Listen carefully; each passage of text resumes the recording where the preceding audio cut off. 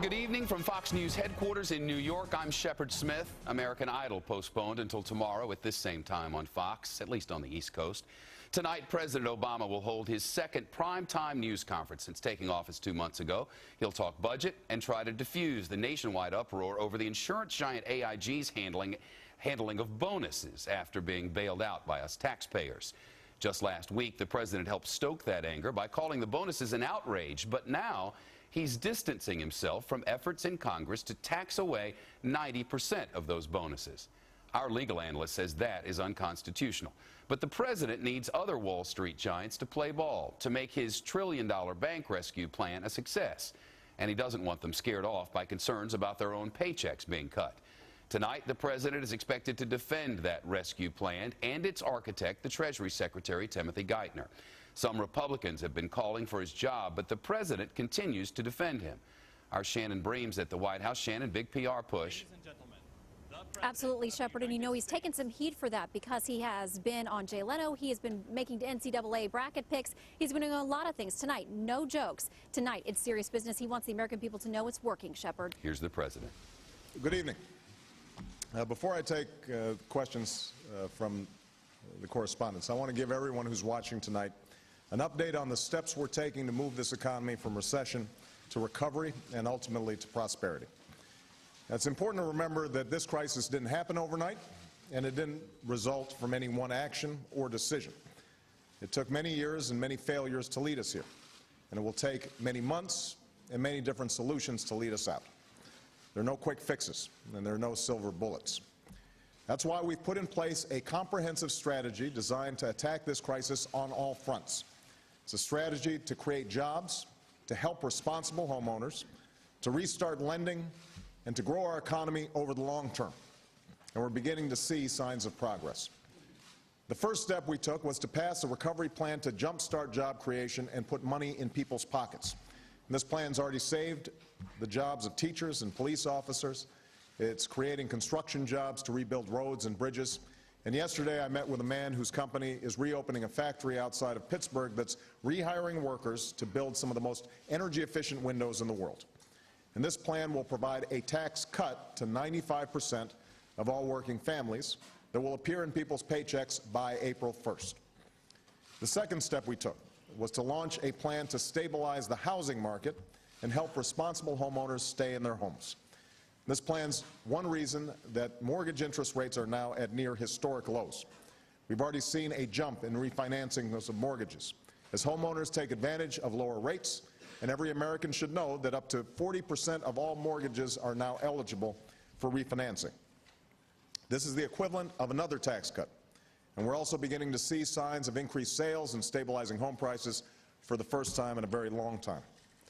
The third part of our strategy is to restart the flow of credit to families and businesses. To that end, we've launched a program designed to support the markets for more affordable auto loans, student loans, and small business loans. A program that's already securitized more of this lending in the last week than in the last 4 months combined. Yesterday, Secretary Geithner announced a new plan that will partner government resources with private investment to buy up the assets that are preventing our banks from lending money. And we will continue to do whatever is necessary in the weeks ahead to ensure the banks Americans depend on have the money they need to lend, even if the economy gets worse.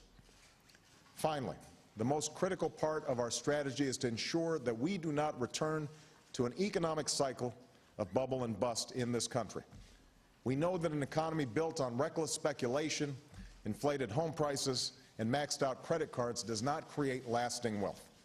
It creates the illusion of prosperity, and it's endangered us all.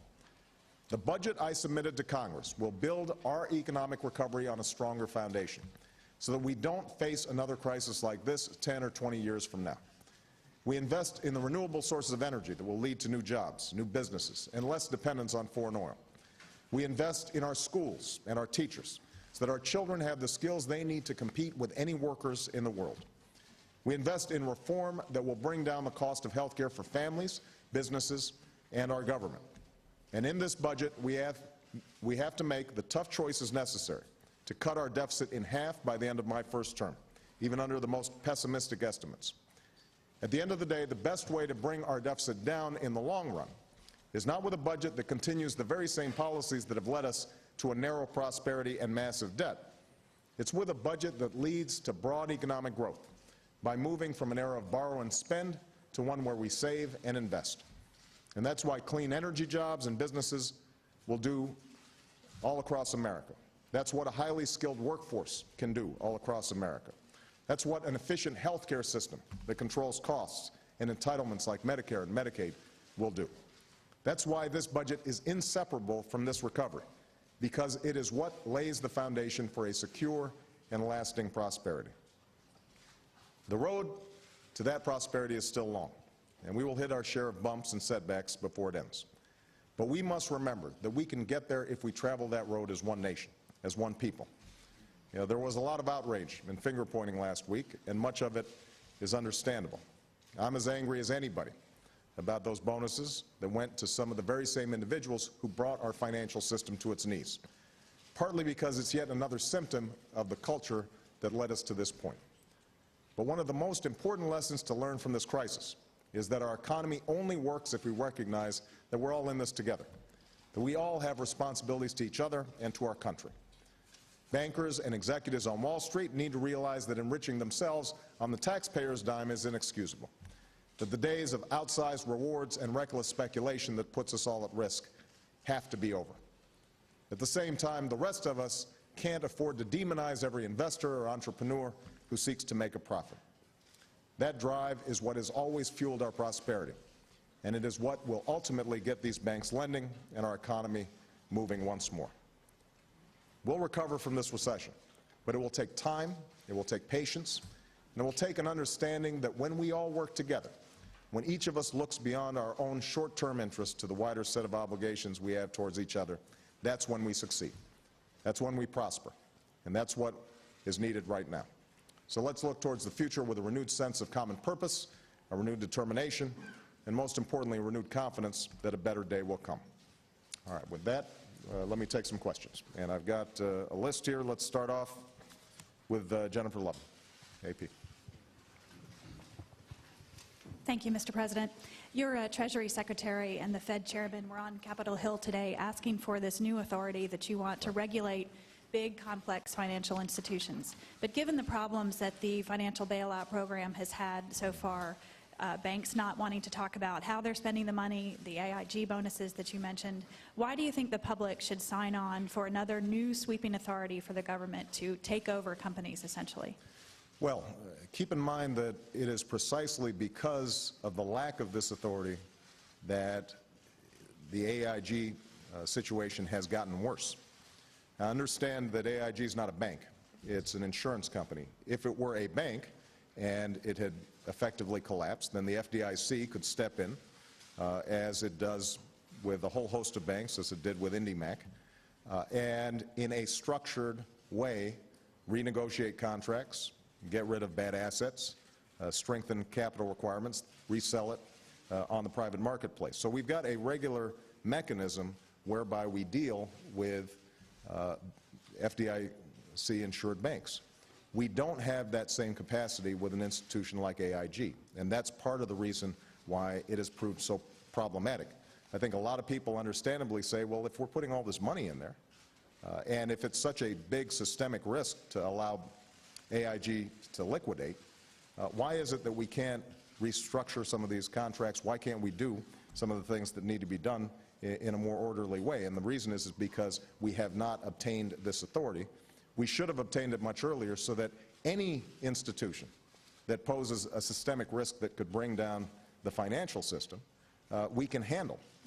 And we can do it in an orderly fashion that quarantines it from other institutions. We don't have that power right now. That's what Secretary Geithner was talking about. And I think that there's going to be strong support from the American people and from Congress to provide that authority so that we don't find ourselves in a situation where we've got to choose between either allowing an enormous institution like AIG, which is not just insuring other banks, but is also insuring pension funds and potentially putting people's 401ks at risk if it goes under. That's one choice, and then the other choice is just to allow them to take taxpayer money without the kind of conditions that we'd like to see on it. So that's why I think the authority is so important. Why should the public trust the government to handle that authority well? Well, as I said before, if you look at how the FDIC has handled a situation like IndyBank, for example, it actually does these kinds of resolutions effectively when it's got the tools to do it. We don't have the tools right now. Okay. Chuck Todd. Thank you, Mr. President. Some have compared this financial crisis to a war, and in times of war, past presidents have called for some form of sacrifice. Some of your programs, whether for Main Street or Wall Street, have actually cushioned the blow for those that were irresponsible during this economic period of prosperity or supposed prosperity that you were talking about. Why, given this new era of responsibility that you're asking for, why haven't you asked for something specific that the public should be sacrificing to participate in this economic recovery? Well, let me take that question in a couple of phases. First of all, it's not true that we have not asked sacrifice from people who are getting taxpayer money. We have imposed some very stiff conditions. The only problem that we've had so far are contracts that were put in place before we took over. But moving forward, anybody, any bank, for example, that is receiving capital from the taxpayers is going to have some very strict conditions in terms of how it pays out its executives, how it pays out dividends, how it's reporting its lending practices. So we want to make sure that there's some stiff conditions in place. With respect to the American people, I think folks are sacrificing left and right. You've got a lot of parents who are cutting back on everything to make sure that their kids can still go to college. You've got workers who are deciding to cut an entire day and entire day's worth of pay so that their fellow co-workers aren't laid off. I think that across the board, people are making adjustments, large and small, to accommodate the fact that we're in very difficult times right now. What I've said here in Washington is that we've got to make some tough choices. We've got to make some tough budgetary choices. What we can't do, though, is sacrifice long-term growth, investments that are critical to the future. And that's why my budget focuses on health care, energy, education, the kinds of things that can build a foundation for long-term economic growth, as opposed to the fleeting prosperity that we've seen over the last several years. I mean, when you have an economy in which the majority of growth is coming from the financial sector, when AIG selling a derivative is counted as an increase in the gross domestic product, then that's not a model for sustainable economic growth. And what we have to do is invest in those things that will allow the American people's capacity for ingenuity and innovation, their ability to take risks, but make sure that those risks are grounded in good products and good services that they believe they can market to the rest of the country, that those models of economic growth are what we're promoting, and that's what I think our budget does. You don't think this would be a specific call to action that you want American? I mean, you've described this as an economic crisis like nothing we have seen since the Great Depression. Well, as I said, the American people are making a host of sacrifices in their individual lives. We are going through an extraordinary crisis, but we believe that if you take the steps that we've already taken with respect to housing, with respect to small businesses, if you look at what we're doing in terms of increasing liquidity in the financial system, that the steps that we're taking can actually stabilize the economy and get it moving again. What I'm looking from the American people to do is that they are going to be doing what they've always done, which is working hard, looking after their families, making sure that despite the economic hard times, that they're still contributing to their community, that they're still participating in volunteer activities, that they are paying attention to the debates that are going on in Washington, and the budgets that we're putting forward and some of the decisions that we're having to make, are going to be tough decisions, and we're going to need the support of the American people, and that's part of why what I've tried to do is to be out front as much as possible, explaining in very clear terms exactly what we're doing. Jake. Thank you, Mr. President. Right now on Capitol Hill, Senate Democrats are writing a budget, and according to press accounts and their own statements, they're not including the middle-class tax cut that you include in the stimulus. They're talking about phasing that out. They're not including the cap and trade that you have in your budget, and they're not including other measures. I know when you outlined your 4 priorities over the weekend, a number of these things were not in there.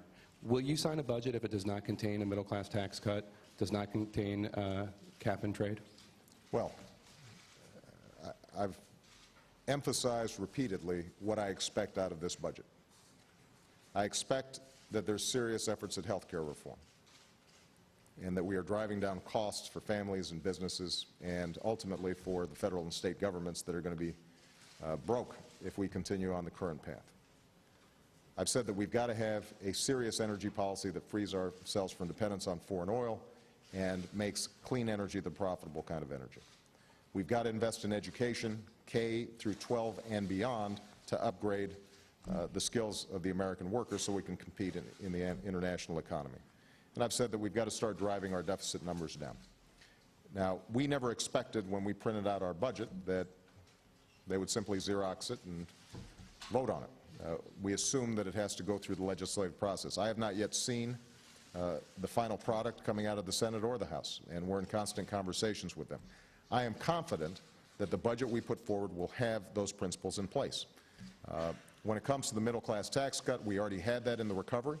We know that that's going to be in place for at least the next 2 years. We had identified a specific way to pay for it. If Congress has better ideas in terms of how to pay for it, then we're happy to listen. When it comes to cap and trade, the broader principle is that we've got to move to a new energy era. And that means moving away from polluting energy sources towards cleaner energy sources. That is a potential engine for economic growth. I think cap and trade is the best way, from my perspective, to achieve some of those gains, because what it does is it starts pricing the pollution that's being sent into the atmosphere.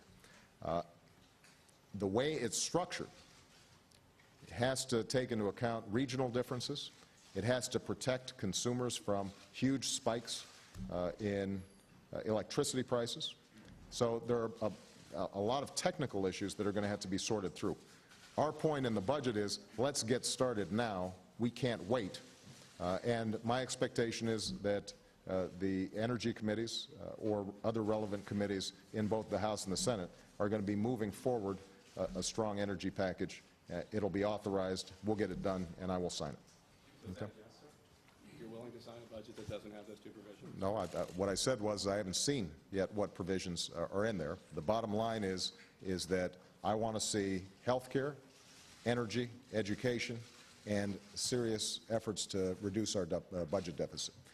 And there are going to be a lot of details that are still being worked out, but I have confidence that we're going to be able to get a budget done that's reflective of what needs to happen in order to make sure that America grows. Okay. Chip Reed. Thank you, Mr. President. At both of your town hall meetings in California last week, you said, quote, "I didn't run for president to pass on our problems to the next generation. But under your budget, the debt will increase $7 trillion over the next 10 years. The Congressional Budget Office says $9.3 trillion. And today on Capitol Hill, some Republicans called your budget, with all the spending on health care, education, and environment, the most irresponsible budget in American history. Mm-hmm. Isn't that kind of debt exactly what you were talking about when you said passing on our problems to the next generation? First of all, I suspect that some of those Republican critics have a short memory. Because, as I recall, I'm inheriting a $1.3 trillion deficit, annual deficit, from them. That would be point number one. Point number two, both under our estimates and under the CBO estimates, both the most conservative estimates out there, we drive down the deficit over the first 5 years of our budget. The deficit is cut in half, and folks aren't disputing that. Where the dispute comes in is what happens in a whole bunch of out years. And the main difference between the budget that we presented and the budget that came out of the Congressional Budget Office is assumptions about growth. They're assuming a growth rate of 2.2. We're assuming a growth rate of 2.6. Those small differences end up adding up to a lot of money. Our assumptions are perfectly consistent with what blue chip forecasters out there are saying. Now, none of us know exactly what's going to happen 6 or 8 or 10 years from now. Here's what I do know. If we don't tackle energy, if we don't improve our education system, if we don't drive down the costs of health care, if we're not making serious investments in science and technology and our infrastructure, then we won't grow 2.6%, we won't grow 2.2%. We won't grow. And so what we've said is, let's make the investments that ensure that we meet our growth targets, that put us on a pathway to growth, as opposed to a situation in which we're not making those investments and we still have trillion-dollar deficits. And there's an interesting reason why some of these critics haven't put out their own budget. And we haven't seen an alternative budget out of them. And the reason is because they know that, in fact, the biggest driver of long-term deficits are the huge health care costs that we've got out here that we're going to have to tackle. And that if we don't deal with some of the structural problems in our deficit, ones that were here long before I got here, then we're going to continue to see some of the problems in those out years. And so what we're trying to emphasize is, let's make sure that we're making the investments that we need to grow, to meet those growth targets. At the same time, we're still reducing the deficit by a couple of $1 trillion. We are cutting out wasteful spending in areas like Medicare. We're changing procurement practices when it comes to the Pentagon budget.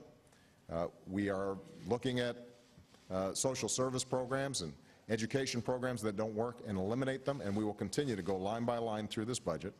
And where we find programs that don't work, we will eliminate them.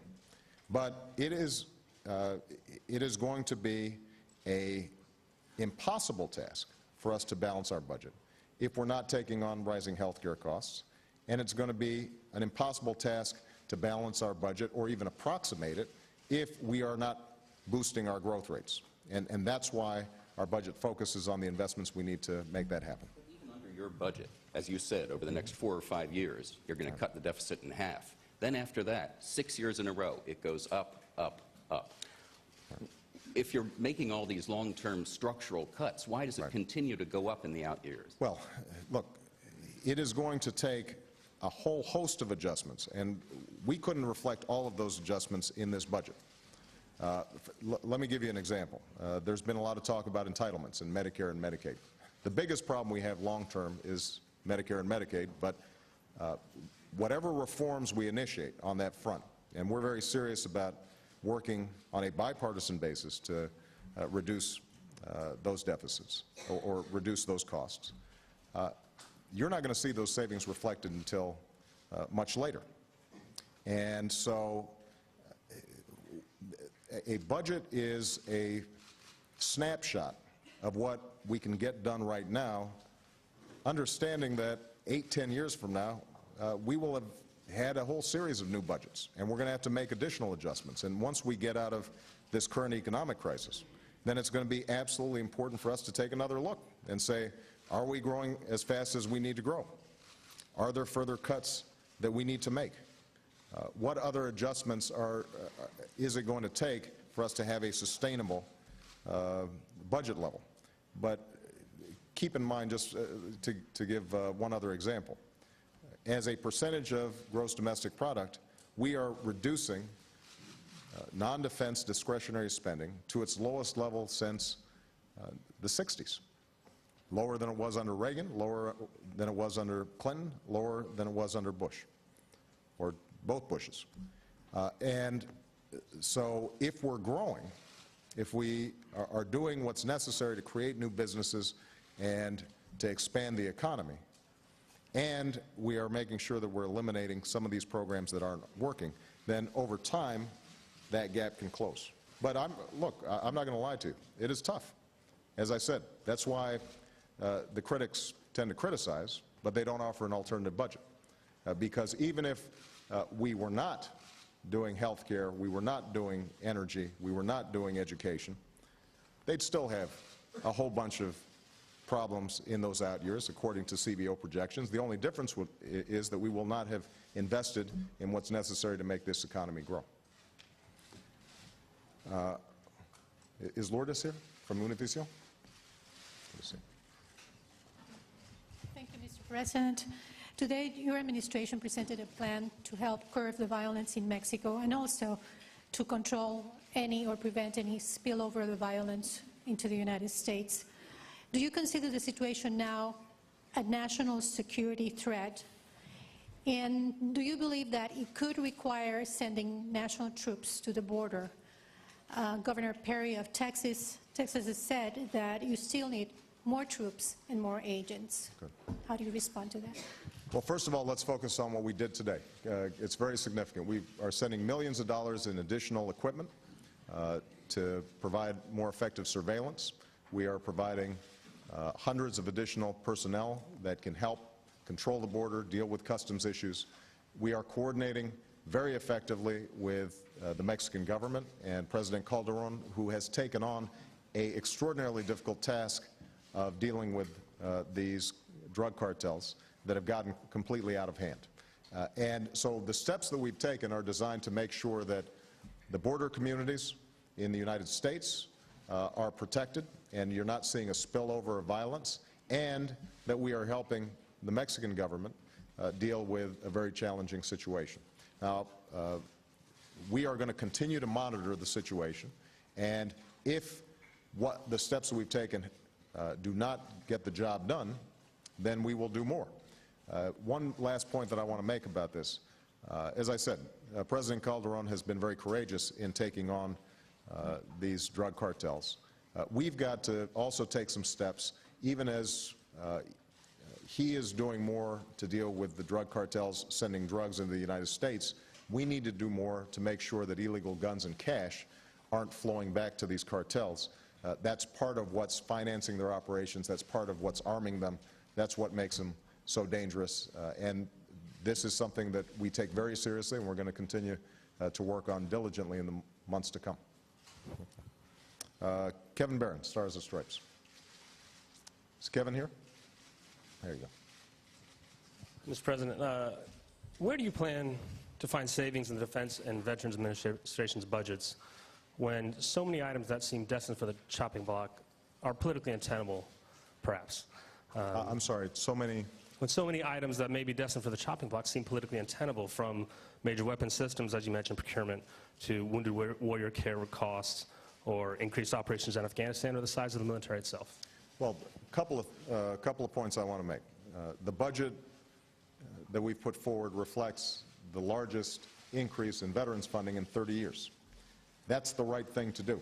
Chuck asked earlier about sacrifices. I don't think anybody doubts the extraordinary sacrifices that men and women in uniform have already made. And when they come home, then they have earned the benefits that they receive, and unfortunately over the last several years, all too often, the VA has been under-resourced when it comes to dealing with things like post-traumatic stress disorder or traumatic brain injury, dealing with some of the backlogs in admission to VA hospitals.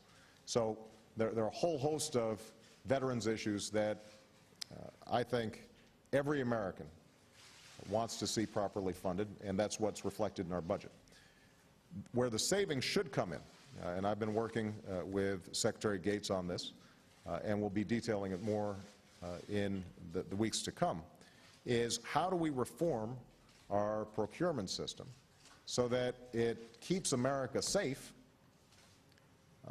and we're not wasting taxpayer dollars. And there is uniform acknowledgement that the procurement system right now doesn't work. That's not just my opinion, that's John McCain's opinion. That's Carl Levin's opinion. There are a whole host of people who are students of the procurement process that will say if you've got a whole range of billion-dollar, multi-billion-dollar systems that are where we're seeing cost overruns of 30% or 40% or 50%, and then still don't perform the way they're supposed to, or providing our troops with the kinds of tools that they need to succeed on their missions, then we've got a problem. Now, I think everybody in this town knows that the politics of changing procurement is tough because lobbyists are very active in this area. Contractors are very good at dispersing the jobs and plants in the Defense Department widely. And so what we have to do is to go through this process very carefully, be more disciplined than we've been in the last several years. As I've said, we've already identified potentially $40 billion in savings just by some of the procurement reforms that are pretty apparent to a lot of critics out there. And we are going to continue to find savings in a way that allows us to put the resources where they're needed, but to make sure that we're not simply fattening defense contractors. One last point. In order for us to get a handle on these costs, it's also important that we are honest in what these costs are. And that's why it was so important for us to acknowledge the true costs of the Iraq War and the Afghan War. Because if those costs are somehow off the books and we're not thinking about them, then it's hard for us to make some of the tough choices that need to be made. Okay. Ed Henry. Where's Ed? There he is. Thank you, Mr. President. You spoke again at the top about your anger about AIG. You've been saying that for days now. But why is it that it seems Andrew Cuomo seems to be in New York getting more actual action on it?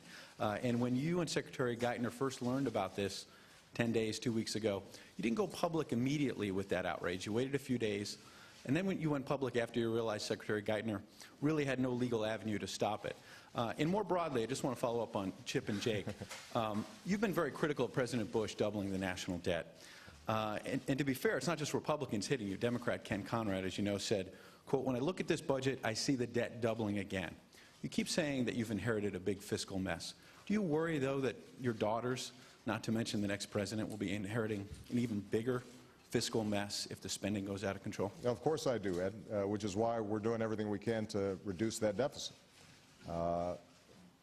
Look, if this were easy, then we would have already had it done and the budget would have been voted on and everybody could go home. This is hard, and the reason it's hard is because we've accumulated a structural deficit that's going to take a long time, and we're not going to be able to do it next year or the year after or 3 years from now. What we have to do is bend the curve on these deficit projections, and the best way for us to do that is to reduce health care costs. That's not just my opinion.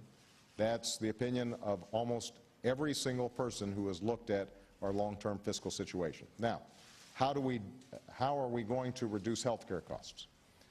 Because the problem is not just in government-run programs. The problem is in the private sector as well. It's experienced by families. It's experienced by businesses. And so what we've said is, look, let's invest in health information technologies. Let's invest in preventive care. Let's invest in mechanisms that look at who's doing a better job controlling costs while producing good quality outcomes in various states, and let's reimburse on the basis of improved quality as opposed to simply how many procedures you're doing. Let's do a whole host of things, some of which cost money on the front end, but offer the prospect of reducing costs on the back end. Now, the alternative is to stand pat and to simply say, we are just going to not invest in health care, we're not going to take on energy, We'll wait until the next time that gas gets to $4 a gallon. We will not improve our schools, and will allow China or India or other countries to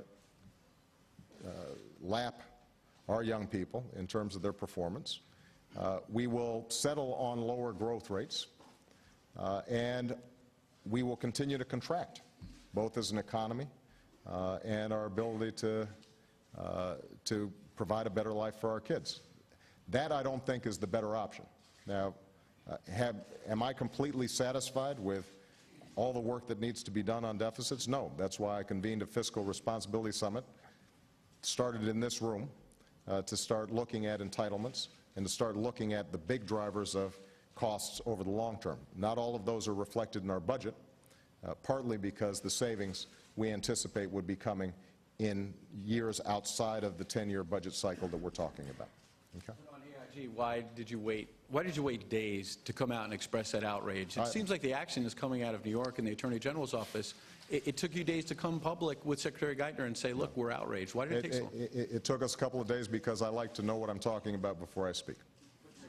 All right? Major? Yeah. Good evening, Mr. President. Thank you. Taking this economic debate a bit globally, senior Chinese officials have publicly expressed an interest in international currency. This is described by Chinese specialists as a sign that they are less confident than they used to be in the value and the reliability of the U.S. dollar. European countries have resisted your calls to spend more on economic stimulus.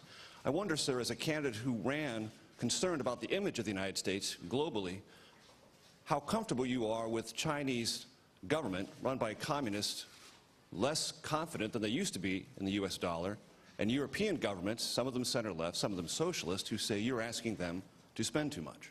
Well, first of all, I haven't asked them to do anything. What I've suggested is that all of us are going to have to take steps in order to lift the economy. We don't want a situation in which some countries are making extraordinary efforts and other countries aren't, with the hope that somehow the countries that are making those important steps lift everybody up. And so somebody's got to take leadership. It's not just me, by the way. I was with Kevin Rudd, Prime Minister of Australia, today, who was very forceful in suggesting that countries around the world, those with the capacity to do so, take the steps that are needed to fill this enormous hole in global demand. Gordon Brown, when he came to visit me, said the exact same thing. So the goal of the G20 summit, I think, is to do a couple of things. Number one, say to all countries, let's do what's necessary in order to create jobs and to get the economy moving again. Let's avoid steps that could result in protectionism that would further contract global trade. Let's focus on how are we going to move our regulatory process forward in order so that we do not see the kinds of systemic breakdowns that we've already seen. And that means not just dealing with banks, but also some of the other financial flows that are out here that are currently unregulated. We've got to update regulations that date back to the 1930s, and we're going to have to do some coordination with other countries in order to accomplish that. As far as confidence in the U.S. economy or the dollar, I would just point out that the dollar is extraordinarily strong right now. And the reason the dollar is strong right now is because investors consider the United States the strongest economy in the world and with the most stable political system in the world. So you don't have to take my word for it. I think that there is a great deal of confidence that ultimately, although we are going through a rough patch, that the prospects for the world economy are very, very strong. And last point I would make in terms of changing America's image in the world, Garrett, I haven't looked at the latest polling around the world, but I think it's fair to say that the response that people have had to our administration and the steps that we've taken are ones that are restoring a sense of confidence and the ability of the United States to assert global leadership. That will just strengthen. Excuse me? For a global currency. I don't believe that there's a need for a global currency. Mike Allen, Politico. Hi, Mike. Thank you. Thank you, Mr. President. Are you reconsidering your plan to cut the interest rate deduction for mortgages and for charities? And do you regret having proposed that in the first place? No, I think it's the right thing to do, where we've got to make some difficult choices. Here's what we did with respect to tax policy. What we said was that over the last decade, the average worker, the average family, have seen their wages and incomes flat. Even at times where supposedly we're in the middle of an economic boom, as a practical matter, their incomes didn't go up. And so what we said, let's give them a tax cut. Let's give them some relief, some help. 95% of American families. Now, for the top 5%, they're the ones who typically saw huge gains in their income. I fall in that category. And what we've said is, for those folks, let's not renew the Bush tax cuts. So let's go back to the rates that existed back in during the Clinton era, when wealthy people were still wealthy and doing just fine. And let's look at the level at which people can itemize their deductions. And what we've said is, let's go back to the rate that existed under Ronald Reagan. People are still going to be able to make charitable contributions. It just means if you give $100 and you're in this tax bracket at a certain point, instead of being able to write off 36 or 39%, you're writing off 28%. Now, if it's really a charitable contribution, I'm assuming that that shouldn't be the determining factor as to whether you're giving that $100 to the homeless shelter down the street. And so this provision would affect about 1% of the American people. They would still get deductions. It's just that they wouldn't be able to write off 39%. In that sense, what it would do is it would equalize. When I give $100, I'd get the same amount of deduction as when a bus driver who's making $50,000 a year or $40,000 a year gives that same $100. Right now, he gets 28%. He gets to write off 28%. I get to write off 39%. I don't think that's fair. So I think this was a good idea. I think it is a realistic way for us to raise some revenue from people who benefited enormously over the last several years. It's not going to cripple them. They'll still be well-to-do. And ultimately, if we're going to tackle the serious problems that we've got, then in some cases, those who are more fortunate are going to have to pay a little bit more. But it's not the well-to-do people, it's the charities. Given what you've just said, Are you confident the charities are wrong when they contend that this would discourage giving? Yes, I am. I mean, if you look at the evidence, there's very little evidence that this has a significant impact on charitable giving. I'll tell you what has a significant impact on charitable giving is a financial crisis and an economy that's contracting. And so the most important thing that I can do for charitable giving is to fix the economy, to get banks lending again, to get businesses opening their doors again, to get people back to work again. Then I think charities will do just fine. Kevin Chappelle. Hi, Kevin. Thank you, Mr. President. A recent report found that as a result of the economic downturn, 1 in 50 children are now homeless in America. With shelters at full capacity, tent cities are sprouting up across the country. In passing your stimulus package, you said that help was on the way. But what would you say to these families, especially children, who are sleeping under bridges in tents across the country? Well, the first thing I'd say is that I'm heartbroken that any child in America is homeless. And the most important thing that I can do on their behalf is to make sure their parents have a job.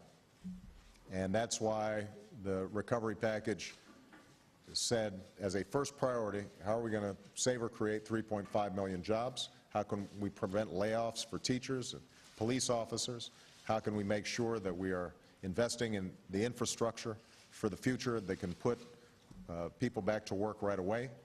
How do we make sure that when people do lose their jobs that their unemployment insurance is extended, that they can keep their health care? So there are a whole host of steps that we've done to provide a cushion for folks who have fallen on very hard times and to try to spur immediate projects that can put people back to work. Now, in the meantime, we've got to work very closely with the states to monitor and to help people who are still falling through the cracks. And the homeless problem was bad even when the economy was good. Part of the change in attitudes that I want to see here in Washington and all across the country is a belief that it is not acceptable for children and families to be without a roof over their heads in a country as wealthy as ours. And so we're going to be initiating a range of programs as well to deal with homelessness. One area in particular I want to focus on is the issue of veterans. The rate of homelessness among veterans is much, much higher than for non-veteran populations. And so we've got a number of the increases that we're looking for in our budget on veterans funding directly addresses the issue of homeless veterans. That, I think, can provide some real help. Ann Compton. Hey, Ann. You sound surprised. I am surprised. Could I ask you about race? You may. Yours is a rather historic presidency, and I'm just wondering whether in any of the policy debates that you've had within the White House, the issue of race has come up, or whether it has in the way you feel you've been perceived by other leaders or by the American people, or has the last 64 days been a relatively colorblind time? I think that the last 64 days has been dominated by me trying to figure out how we're going to fix the economy. And that affects black, brown, and white. Obviously, at the inauguration, I think that there was justifiable pride on the part of the country that we had taken a step to move us beyond some of the searing legacies of racial discrimination in this country. But that lasted about a day. And right now, the American people are judging me exactly the way I should be judged. And that is, are we taking the steps to improve liquidity in the financial markets, create jobs, get businesses to reopen, keep America safe? And that's what I've been spending my time thinking about. Okay. John Ward, Washington Times. Where's John? There you go. Thank you, Mr. President. Sure. In your remarks on stem cell research earlier this month, you talked about a majority consensus in determining whether or not this is the right thing to do, to federally fund embryonic stem cell research. I'm just wondering, though, how much you personally wrestled with the morality or ethics of federally funding this kind of research, especially given the fact that science so far has shown a lot of progress with adult stem cells, but not a lot with embryonic. Okay. No, I think it's a legitimate question. I wrestle with these issues every day. As I mentioned I think in an interview a couple of days ago, by the time an issue reaches my desk, it's a hard issue. If it was an easy issue, somebody else would have solved it, and it wouldn't have reached me. Look, I believe that it is very important for us to have strong moral guidelines, ethical guidelines, when it comes to stem cell research or anything that touches on the issues of possible cloning or issues related to the human life sciences. I think those issues are all critical, and I've said so before. I wrestle with it on stem cell. I wrestle with it on issues like abortion. I think that the guidelines that we provided meet that ethical test. What we have said is that for embryos that are typically about to be discarded, for us to be able to use those in order to find cures for Parkinson's or for Alzheimer's or all sorts of other debilitating diseases, juvenile diabetes, that that it is the right thing to do. And that's not just my opinion, that is the opinion of a number of people who are also against abortion. Now, I am glad to see progress is being made in adult stem cells. And if the science determines that we can completely avoid a set of ethical questions or political disputes, then that's great. I have no investment in causing controversy. I'm happy to avoid it if that's where the science leads us. But what I don't want to do is predetermine this based on a very rigid ideological approach, and that's what I think is reflected in the executive order that I signed. I meant to ask this as a follow-up, though. Do you think that scientific consensus is enough to tell us what we can and cannot do? No. I think there's always an ethical and a moral element that has to be a part of this. And so, as I said, I don't take decisions like this lightly.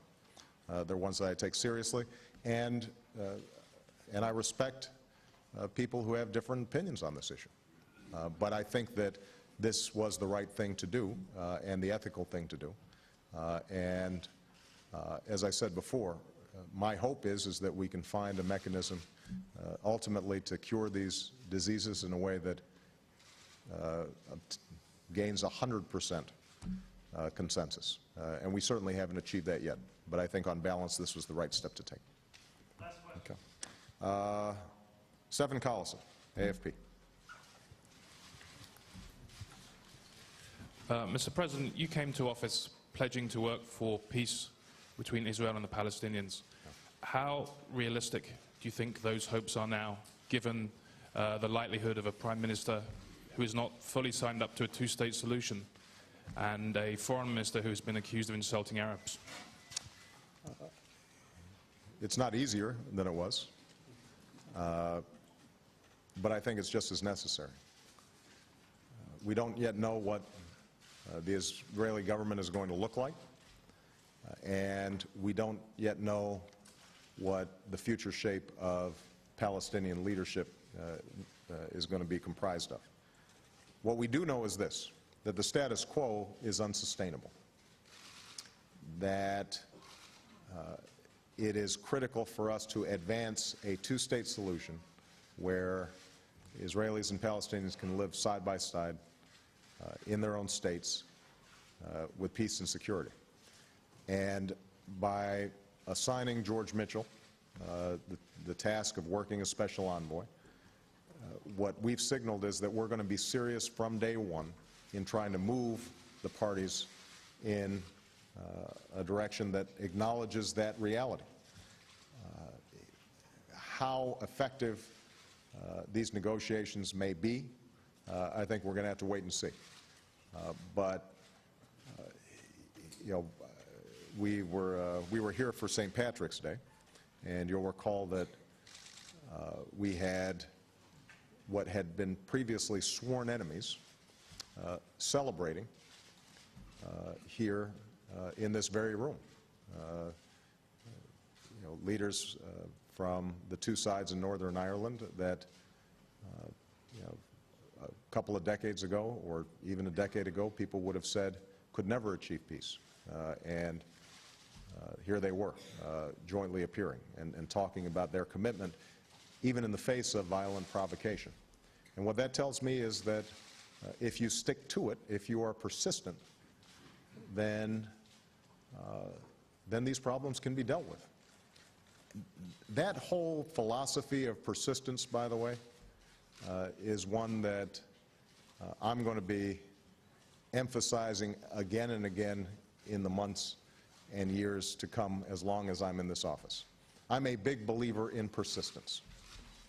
I think that when it comes to domestic affairs, if we keep on working at it, if we acknowledge that we make mistakes sometimes and that we don't always have the right answer and we're inheriting very knotty problems, that we can pass health care, we can find better solutions to our energy challenges. We can teach our children more effectively.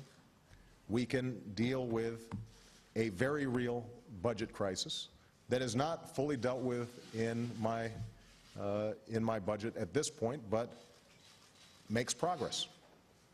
I think when it comes to the banking system, it was just a few days ago or weeks ago where people were certain that Secretary Geithner couldn't deliver a plan. Today, the headlines all look like, well, all right, there's a plan. And I'm sure there'll be more criticism, and we'll have to make more adjustments, but we're moving in the right direction. When it comes to Iran, we did a video sending a message to the Iranian people and the leadership of the Islamic Republic of Iran. And some people said, well, they did not immediately say that we're eliminating nuclear weapons and stop funding terrorism. Well, we didn't expect that. We expect that we're going to make steady progress on this front. We haven't immediately eliminated the influence of lobbyists in Washington. We have not immediately eliminated wasteful pork projects. And we're not immediately going to get Middle East peace. We've been in office now a little over 60 days. What I am confident about is that we're moving in the right direction, and that the decisions we're making are based on how are we going to get this economy moving, how are we going to put Americans back to work, how are we going to make sure that our people are safe, and how are we going to create not just prosperity here, but work with other countries for global peace and prosperity. And we are going to stay with it as long as I'm in this office, and I think that you look back 4 years from now, I think hopefully people will judge that body of work and say, this is a big ocean liner, it's not a speedboat, it doesn't turn around immediately, but we're in a better place because of the decisions that we make. All right? Thank you, everybody. President Obama, with his second primetime news conference since taking office, said tonight can cut the deficit by 1/2 by the end of his first term. Under the most pessimistic estimates, that may be one of the things with which detractors argue tomorrow. He went on to talk about a wide range of subjects tonight, somewhat surprisingly, but spoke largely about the economy and said, among other things, we must invest in energy and education and health care, make significant investments in science and technology and infrastructure, or we'll still have trillion-dollar deficits, but we won't be growing. The president says he must spur growth. He also said, when speaking of AIG and all those controversial bonuses, and reining in control of businesses that may be on the verge of failing but are too big to do so because they would affect our economy, the president said tonight, and I quote, we should have obtained it much earlier so that any institution that poses a systemic risk that can bring down the financial system, we can handle, and we can do it in an orderly fashion that quarantines it from other institutions. He went on to say, we don't have that power right now. That's what Secretary Geithner is talking about, and I think there's going to be strong support from the American people and the Congress to provide that authority. The question is it constitutional? Our senior judicial analyst, Judge Andrew Napolitano, says it's not. But for the economy, we turn to Alexis Glick, the Senior Vice President of Business News for the Fox Business Network on satellite and cable, and the host of their morning program, Money for Breakfast.